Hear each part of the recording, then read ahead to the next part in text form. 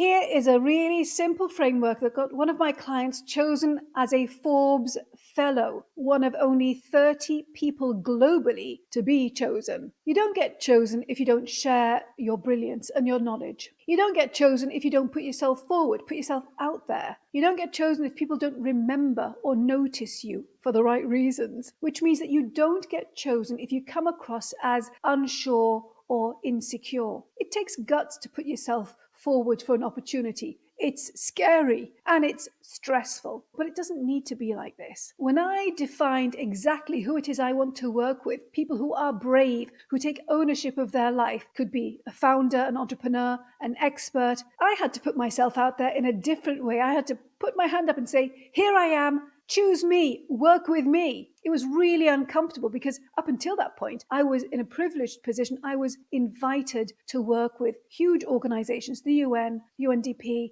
BBC, governments, PwC, Accenture. You get the picture. My decision meant that I had to reach out to a new set of people who didn't think of me in this new way. And I struggled, but I'm really happy I did this because I get to work with fantastic people doing amazing things, things that are making a difference in their communities. Some of my clients are making a difference to the world. The point is, it's okay to be brave and scared at the same time. To help you do this, here are 3 things to get you noticed and remembered for the right reasons, to get you to stick in people's minds, the people who are right for you. So that when you put yourself forward for an opportunity, you feel comfortable, credible, and have a belief that yes, you can do this. What are these 3 things? They are words, structure, and presence. You have something to say. You're going to be up against competition. What words do you use for this occasion? What you want to do is figure out the words that the decision maker will tune into or pay attention to, because your mission is to get their attention and keep their interest. So it's not about what you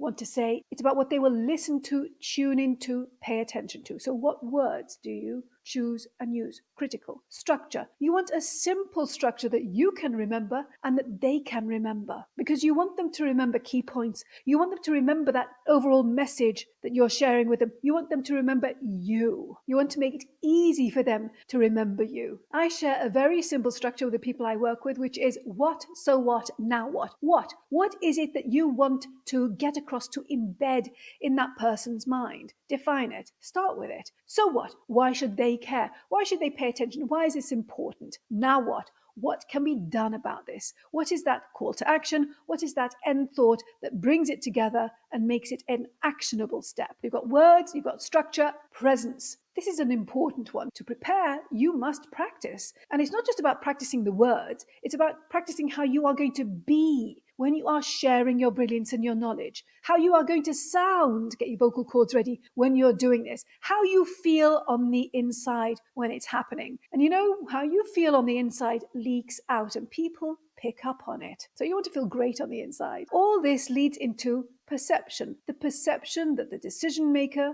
has about you. And that's what's going to get them to choose you or not. What perception do they have of you? What feeling do they have about you? And you know, to do this right, there's one question that you must answer for yourself before you do any of these 3 steps. And the question is, why? Why should they listen to you? Why should they care about what you're saying? Why should they choose you over anybody else? Spend time on this. This is the foundation of everything else that you're going to be putting together and sharing. If you go through these steps, you will be clear and comfortable with what you're saying, and you will feel great on the inside and the outside. Decision makers will go, wow, that person, they're great, they're perfect for this opportunity. You get to lean into your ambition and your ability and achieve what you really want for yourself, which is fantastic. If you don't action these steps, then you won't get to show up as your best self and you will lose out. And as we know, some opportunities, they never come round again. Just like being a Forbes Fellow, that was a once in a lifetime opportunity. And I'm really glad that my client was brave and scared at the same time, went for it and got it. One of only 30 people to be selected globally. And you can imagine how many thousands of people wanted to be selected.